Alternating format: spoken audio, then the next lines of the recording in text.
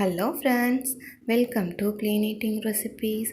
இன்றைக்கி நம்ம சேனலில் எல்லாருக்குமே ரொம்ப பிடிச்ச எக் நூடுல்ஸ் தான் எப்படி செய்கிறதுன்னு பார்க்க போகிறோம்.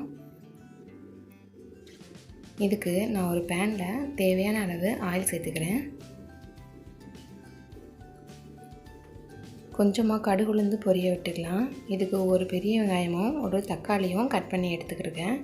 கட் பண்ண வெங்காயத்தை இதில் சேர்த்து நல்லா வதக்கி எடுத்துக்கோங்க. கூடவே ஒரு பச்சை மிளகாவும் ஆட் பண்ணிக்கலாம். இது கூட கொஞ்சமாக கருவேப்பிலையும் சேர்த்துக்கிறோம். இப்போ நம்ம கட் பண்ணி வச்சுருக்க ஒரு தக்காளியும் ஆட் பண்ணி நல்லா வதக்கி விட்டுக்கலாம். வெங்காயம் தக்காளியும் நல்லா வதங்கி வரணும். இது கூட தேவையான அளவு உப்பு சேர்த்துக்கிறேன். 1/2 டேபிள் ஸ்பூன் உப்பு எடுத்துருக்கேன். நல்லா வதக்கி விட்டுக்கோங்க.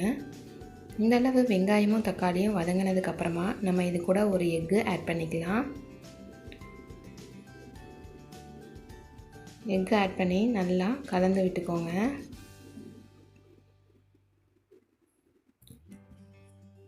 எக் புர்ஜி மாதிரி இந்த மாதிரி கொண்டு வந்ததுக்கப்புறமா இது கூட நான் 2 கிளாஸ் அளவுக்கு தண்ணி ஆட் பண்ணிக்கிறேன்.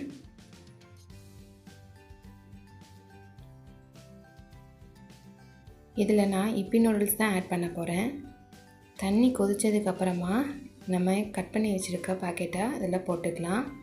நீங்கள் எந்த பாக்கெட் வேணாலும் யூஸ் பண்ணிக்கலாம். இப்பி மேகி எது வேணாலும் யூஸ் பண்ணிக்கலாம்.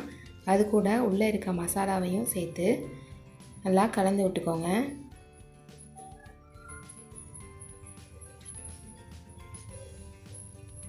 இதில் இருக்கிற தண்ணிலாம் வற்றி மேகி நல்லா வெந்து ரெடியூஸ் ஆகி வந்துடும். கூட கொஞ்சமாக மல்லித்தலையும் சேர்த்து நல்லா கிளறி விட்டுக்கோங்க. கொஞ்சம் கொஞ்சமாக தண்ணி வற்ற ஆரம்பிக்குது பாருங்கள்.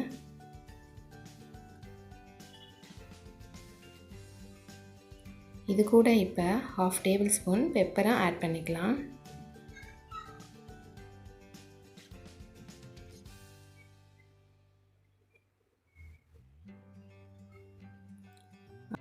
ரொம்பவே சூப்பரான எக் நூடுல்ஸ் ரெடி ஆயிடுச்சு. பார்க்கவே எவ்வளோ எம்மியாக இருக்குன்னு பாருங்கள். இந்த மாதிரி குழந்தைங்களுக்கெல்லாம் செஞ்சு கொடுத்தா அவங்க ரொம்பவே விரும்பி சாப்பிடுவாங்க. வெஜிடபிள்ஸ் வச்சு மட்டும்தான் நூடுல்ஸ் செய்யணும் இல்லை, எக்கு வச்சும் இந்த மாதிரி ட்ரை பண்ணலாம். நீங்களும் இதே மாதிரி ட்ரை பண்ணி பார்த்துட்டு எப்படி இருக்குன்னு மறக்காமல் நம்ம கமெண்ட் செக்ஷனில் சொல்லுங்கள்.